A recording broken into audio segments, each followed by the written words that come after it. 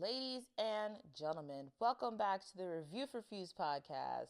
This week, I actually got something for you guys.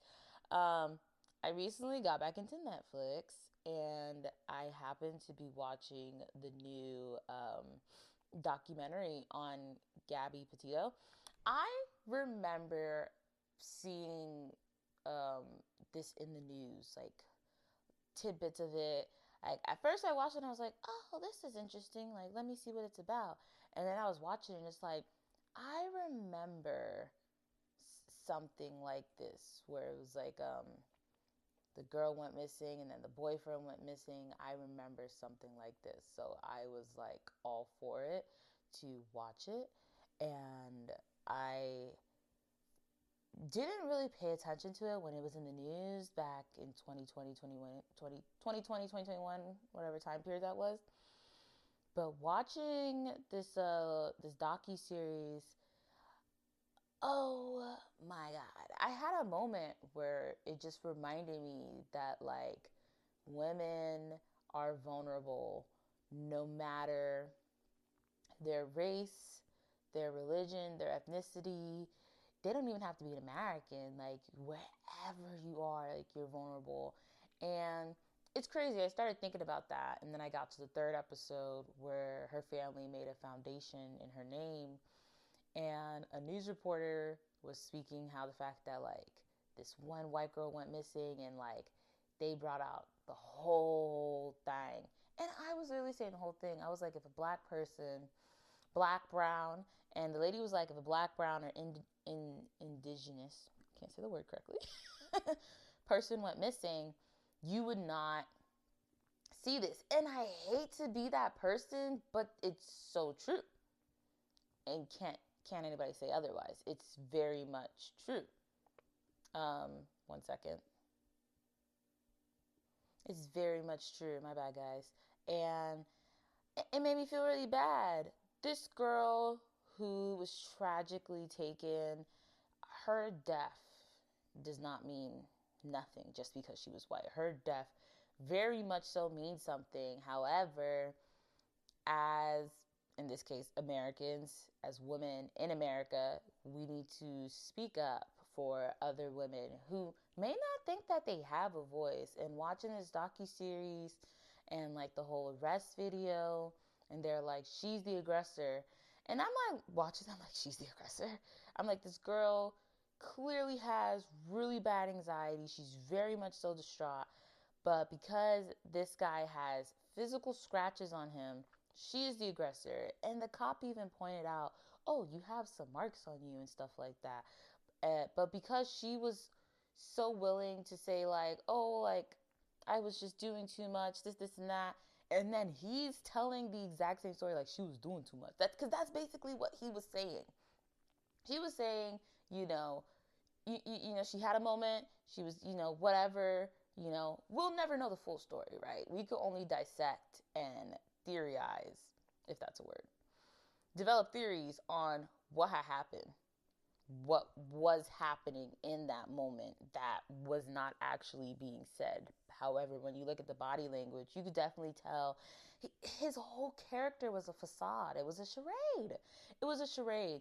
And I think the one thing that had caught me about this story was the fact that it was like a girl from Florida. And it's like whenever there's a story about what's going on in Florida, I immediately think, oh my God, I can never move back to Florida. Florida's always going to be in the news and people are always going to be like, Florida man, Florida woman. But this case was different. He definitely had ulterior motives. I think that's why ultimately he decided to take his life at the end. He needed help. That's what I divulged from his little suicide note, is that he needed help. I truly believe that suicide is never the answer. It's not because of my religious beliefs or moral beliefs. It's just how I just don't think you should, put yourself in that way. As somebody who has I haven't been surrounded by death, but like the like past 5 years, death has been very common, and I've seen it in so many different ways. Um, Most recently with my cousin, I just feel like suicide is never the answer. Um, People could say what they want about me, but I truly believe that if somebody was suicidal, that they can come to me. I may not be the best person to talk you off that ledge, no matter what it is that you've done, you know? You're still a child. You're somebody's child, you know? And the pain that his parents must have felt was probably really sad. People look at them like, well, they didn't cooperate with the police. They didn't want to do anything. Then when there's someone missing, it's like, oh, we need the police. I understand that. But you still have to have the ability to be a human. And I think that's why not everybody's an FBI agent. Not everybody's a police officer, a detective. Not everybody works in that branch, because some people really can't disassociate what they've done. Like you know, they still wanted to help, were willing to help. And that's what you want from law enforcement. I think you would want somebody that, like, no matter what, it's like, we don't see a guy who, you know, most definitely murdered his girlfriend. We see somebody's child's missing and we want to find them, and we also want to get answers for this poor girl's family. And that's what happened. I definitely think suicide is never the answer. It is a shame that we will never know the true motive, what had happened. None of that. It really is messed up. Feel really bad.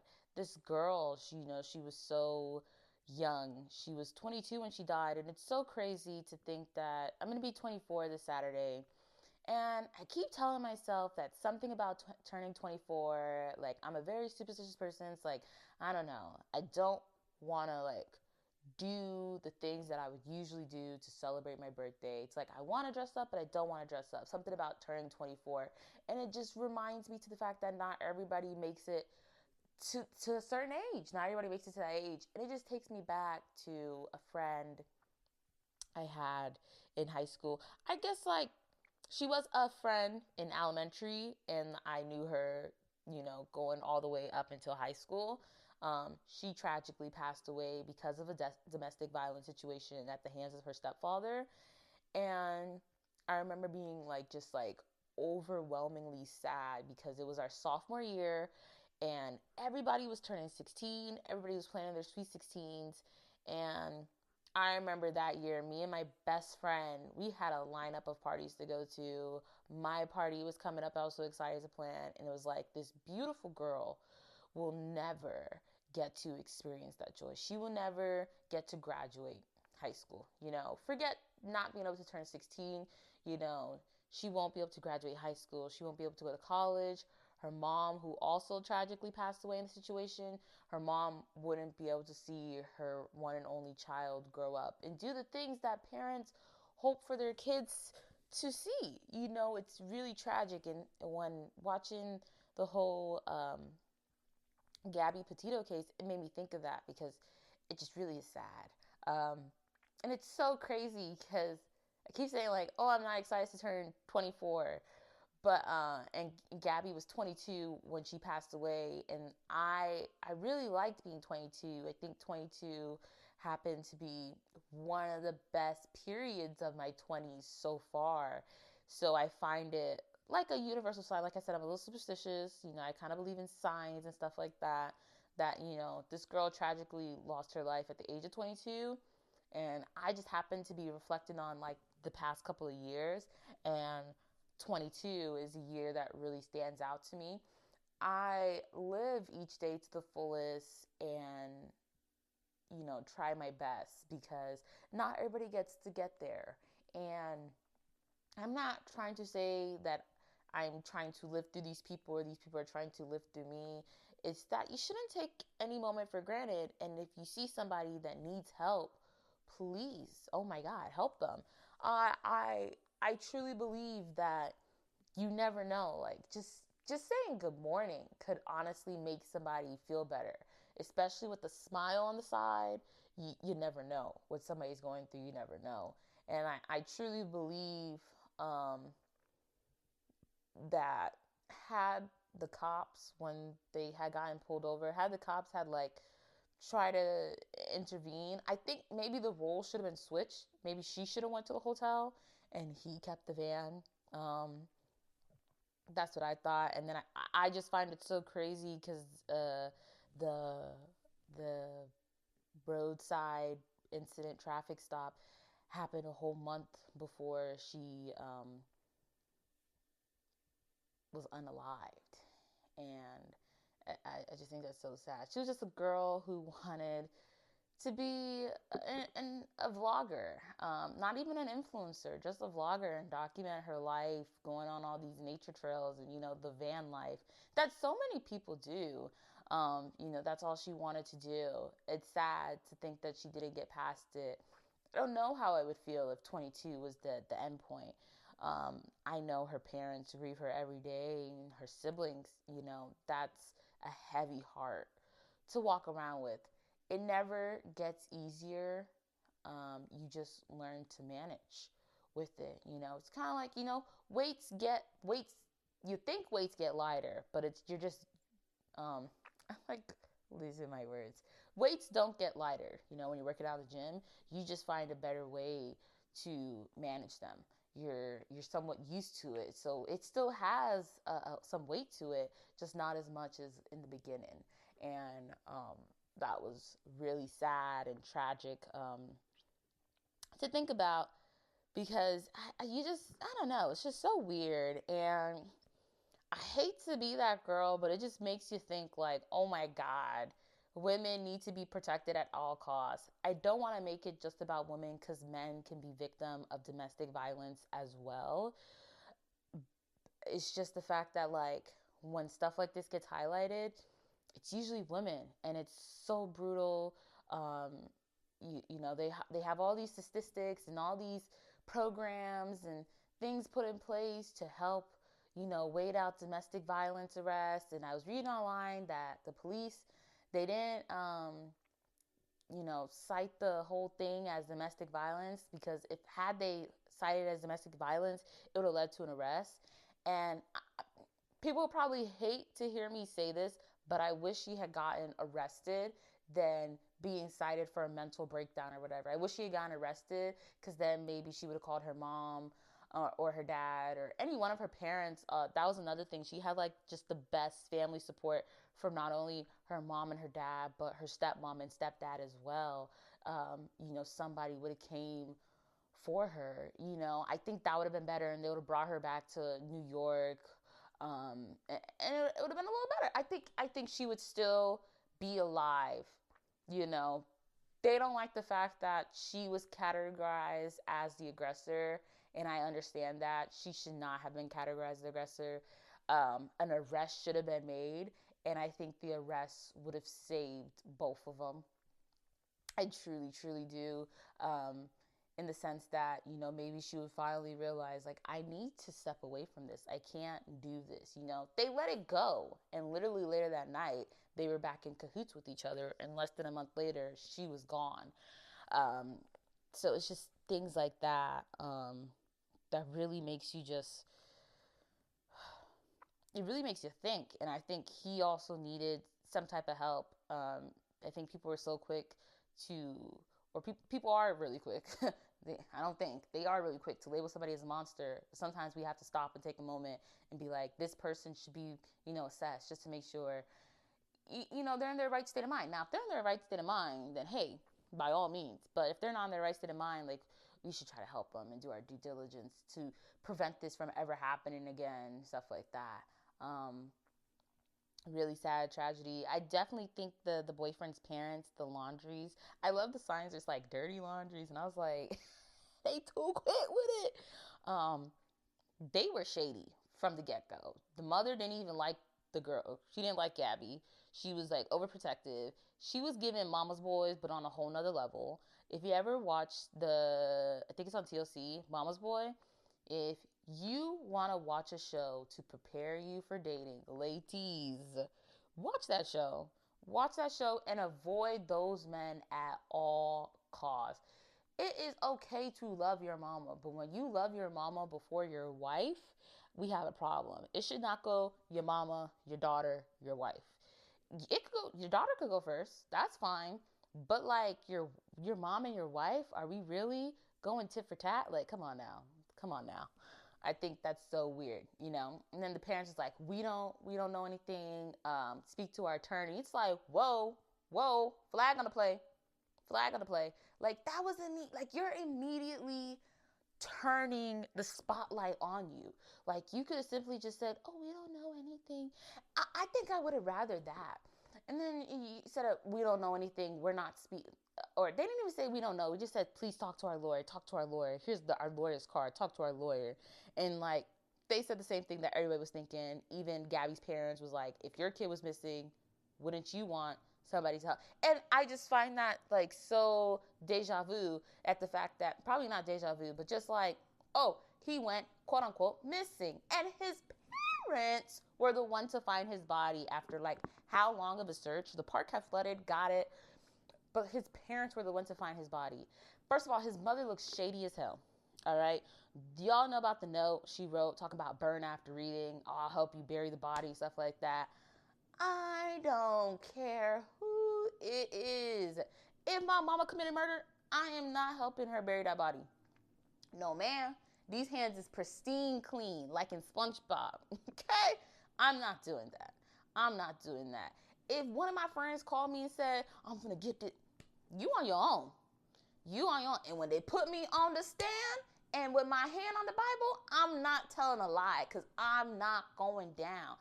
I love myself, okay? Call me conceited, call me selfish, whatever. I'm not going down. Now, if you have like, a good justification, like, I don't know, self-defense and stuff like that, I got you. But we ain't trying to be Pretty Little Liars here, okay? I've watched Pretty Little Liars every single season, every single episode, okay? I ain't trying to go down that path. I don't need somebody named A looking after me. You don't need to know what I did last summer. I'm going to tell you what I did last summer. We ain't doing this, okay? This. All right? I'm not doing that. His mother was shady as hell, okay? And the fact that they never admitted their wrongful doing, and the fact is just despicable, because say their son is not this bad person that he's painted out to be, we'll never freaking know. Why? Because the boy unalived himself, and his parents were shady from the get-go. And then I went online, and they're like, his parents are like boo-hoo crying about the whole documentary being one-sided. You had your chance to tell your side of the story. You never told your side of the story. I think this started in 2021. We are in 2025. I don't know when this docuseries was made, but I'm going to say probably 2024. You had like 3 years to get it together, to tell your story. You could still tell your raggedy story right now. But yet you want to sit up there and boo-hoo cry like, it's so one-sided. It's only one side of the story. They only heard one side of the story, right? And then from there, law enforcement were able to find facts. They went through texts, phone records, call logs. They pinpointed. They know you had some type of involvement. The whole part where like he killed her on or about August 27th, and then like did like a whole loop around, and all the people that picked him up and the Bethunes, how they saw his vehicle on the side of the road, all of that is so shady and calculated. I feel like if he didn't mean to do it, he would have came clean from the start, right? Okay? If she was really hurt, which the autopsy said his story is completely false. If she was really hurt or something happened or it wasn't, he would have said something from the get-go, right? You wouldn't have been so shady. You wouldn't have been so quick to call mama and daddy. Let me tell you something about that side of Florida. Let me tell you something about that side of Florida. That side of Florida got money. It got that ching, Caucasian white money, okay? Because they word up so fast. They said they dropped over 25K. And ain't saying, I'm not spending 25K unless I know I need this buried. Okay? It's going to die with me. And you know what? It technically did. Because let's be real. Had he not written that note, who would law enforcement think had killed her? You know what I mean? I didn't see anything about forensic evidence or anything like that while watching the docuseries. They got to know, he said, oh, I took her out of her, mercy's a mercy kill, whatever. This ain't hospice. So I don't know who he thought he was or what he thought he was doing. And yes, he most definitely looked older than what he should have been. I was like, ew. Wait, man. Stuff like that. I think the whole thing is just beyond bizarre. And I know for a fact there are people out there, family or not, that still think like, I wonder why. I wonder why. Because you can't help but to wonder why. Why would you do that? Why would you do that? Just leave the girl alone. And that's what I like to tell people. If you know that person not right for you, that person doing you wrong, and they now showed you time after time after time after time after time after time after time, sweetheart, sir, whoever you are, please pack your bags. Get out of that relationship. Distance yourself from that. Take it from me. Sometimes you need like a break. Like, not only do you need to break up with that person, but you need to break up that person and you need to break up with yourself. And you need to find yourself again. Okay? People don't want to hear this. When you break up with somebody, you should not, especially if it was toxic, you should not be so quick to run out there and find the next walking, living, breathing thing.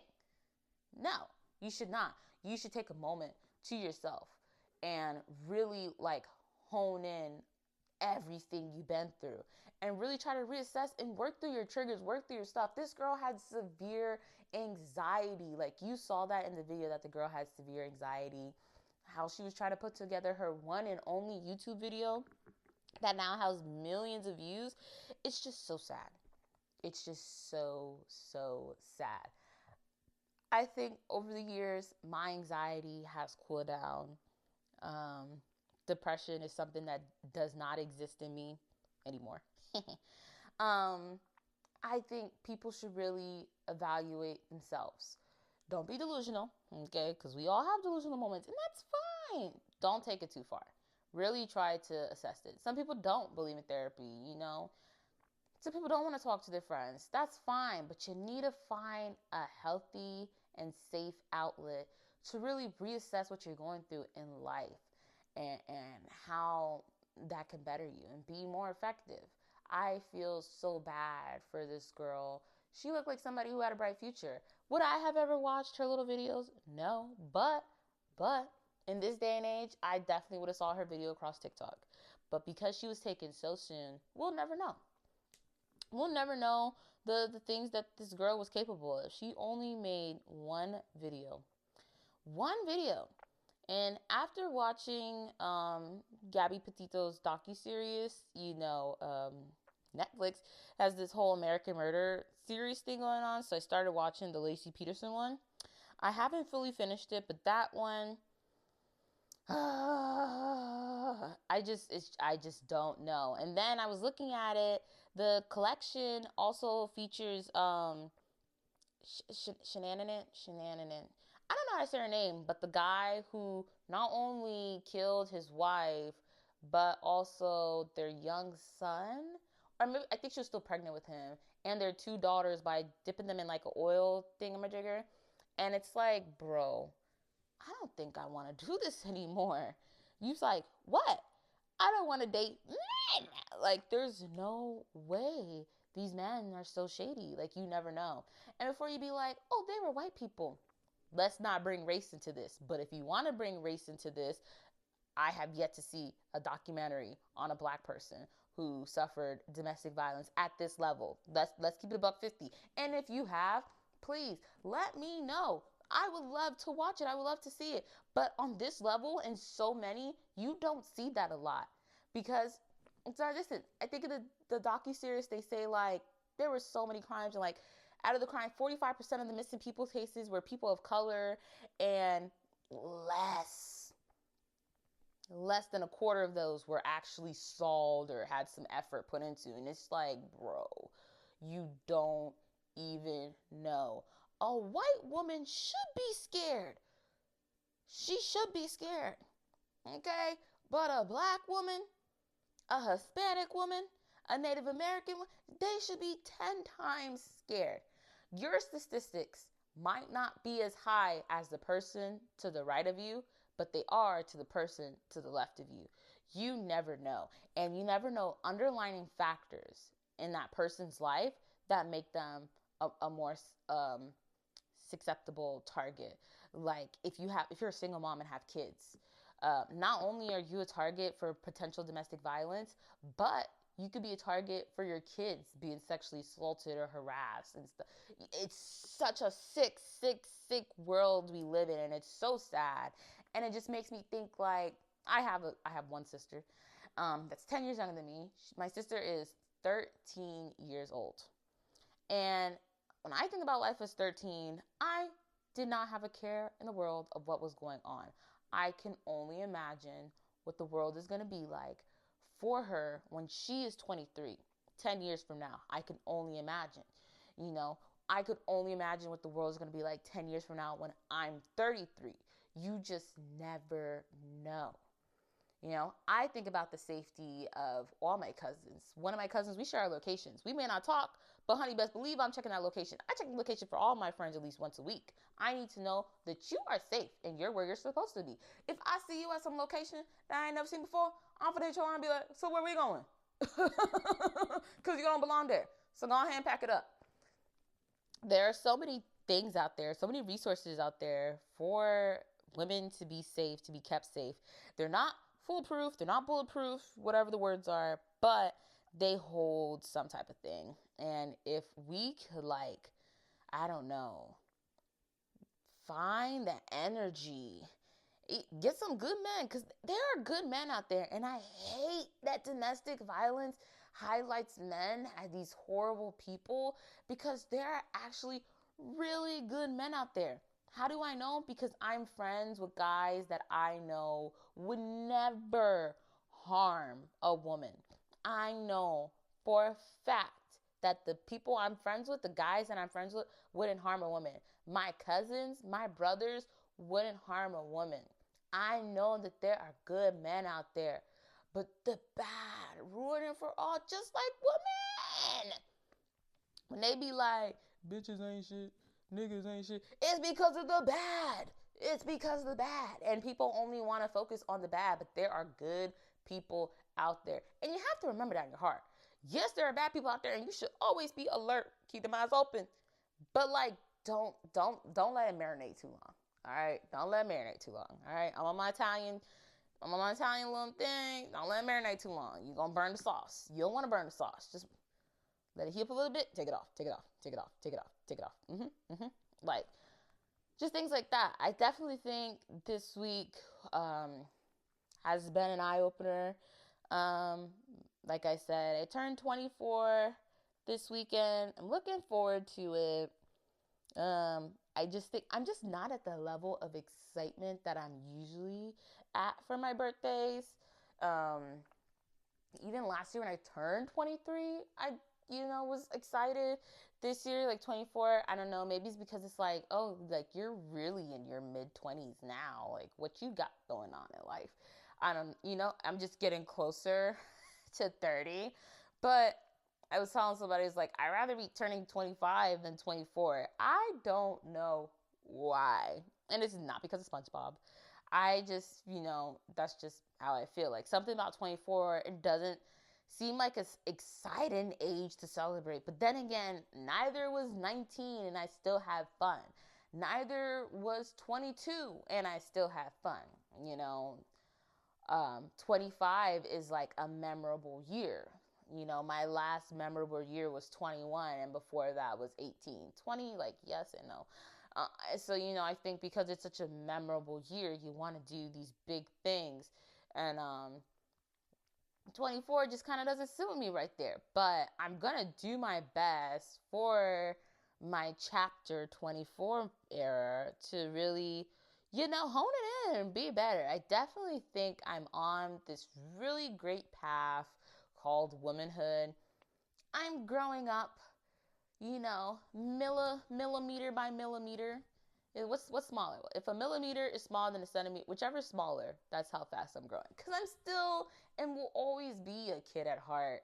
And I wish I could be an advocate for things like this, but sadly, I'm just a girl with the podcast that has like under 50 views. But I know that good stuff is gonna come. I hope for the best in the world. I really and truly do. And I do believe that the world can be safe, because the world, not just America, the world should be safer for women. People love to preach these things. I love my woman. I love my woman. I never let anybody hurt my woman. Especially when they get them daughters, they die behind them daughters. I just hope and pray that there's a way to make it a better world, a more type of world. Like, I really hope. As we wrap up February, which is Black History Month, I definitely think I've taken a lot of time this entire month to just reflect on not only life itself, but just the journey. Not trying to get all spiritual on y'all, but I think it's important that we remember the good moments, but you also have to remember the bad, and you learn something from the bad, okay? And keep it pushing, okay? You gotta keep the faith. Um, Stuff like that. I don't know, guys. I think the world should be a better place. But you don't know this when you're a young kid. And then the world changes when you grow up. I don't think anybody ever speaks on that. Like, how I view the world in my young, naive kid mind versus what I'm living in now is way worse. And I know the struggle was always there, but it seemed like the struggle is even stronger now. And I know I have a stable job, stable income, and that's great. Bravo. But it's like, it don't matter. The bills get larger, they get higher, and it just feels like you're just being crushed by a mountain, by a boulder. It's just rolling down, and you trying to run. You like Indiana Jones or Temple Run, and it's just, it's hard, man. And I definitely understand to a certain degree, because I'm not a parent, but why parents, do so much to like shield their kids from things. Because I don't know, I think I would have had a different mindset if I had known about the bad things in the world. I definitely think I had naive binoculars, glasses on. I wouldn't say my whole childhood, but a good chunk of my childhood. And then I feel like when I turned like 20-ish, somewhere around like 1920 is when like it's like like, I know the world isn't like drop dead beautiful, but oh my god. And if I was to like go back in time and tell my 19-year-old self everything that's gonna happen, she would literally be like, I don't know about this, guys. Because I don't even know about this. But anyways, it's been a great February. I'm back, guys. I'm telling you, I'm back. As long as they keep good movies, good shows, I'm back. It's Pisces season. I can't wait. Some of my favorite Pisces birthdays have already passed.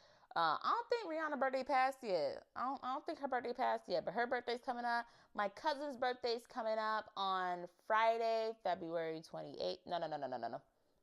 On Thursday, February 27th. That's my cousin's birthday. My auntie's birthday's on March 3rd. Hey, auntie, happy birthday. That's my girl, It's I got my cousin's birthday. I got my friend's birthday. Shout out to all the March babies. I probably will give a shout out when March actually happens, because, the best thing about being born on March 1st as a Black girl named Yavion is getting to enjoy all the Blackness that is February, to then transition into the month of you. And you're born literally on the 1st of that month. It would be really cool if I was born like during Black History Month. But that don't matter, because you know what? I'm Black. If you're Black, you make history every day. It's just not in the history books. But you know what? A lot of it isn't. Like always, happy listening, y'all. Catch you next week.